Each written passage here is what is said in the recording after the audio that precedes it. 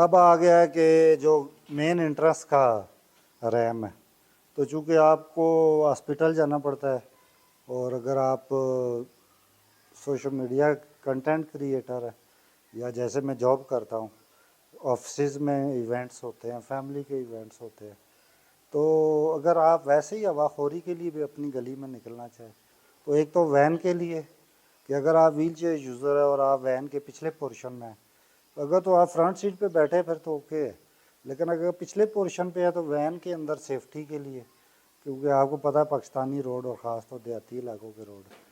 तो इस घर की जो इंटरेस्ट है यहाँ से फिर मैं उसी तरीके से उतर के आपको बताता हूँ। सेम वैसे ही आप जब रैम के किनारे पे आएँ,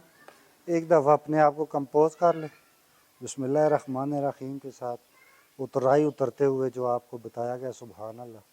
तो सुबहान अल्लाह पढ़ते हुए आप एक ही गो में बैलेंस चेयर रख के, और अगर एंड पे कोई थोड़ा बहुत झटका हो तो उसको फ्रंट व्हील्स को उतारते हुए लाजमी आप उसको थोड़ा सा टाइम दे, ये ना हो कि आप बगैर बेल्ट के हैं तो फिर आप मुंह के बल गिर जाए। तो ये इस घर से एग्ज़िट होने का रैम आपने देखा है। तो अब घर में एंटर होने के लिए,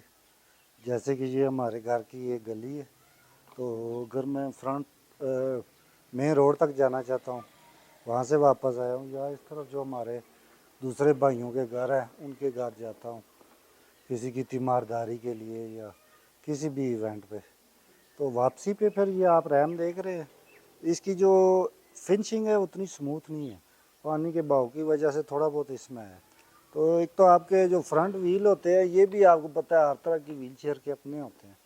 तो अगर ये आउटडोर के लिए है तो फिर आप इजीली इसको कर सकते हैं, वरना आप इसको स्मूथ रखें। तो उसका तरीक़ाकार ये है कि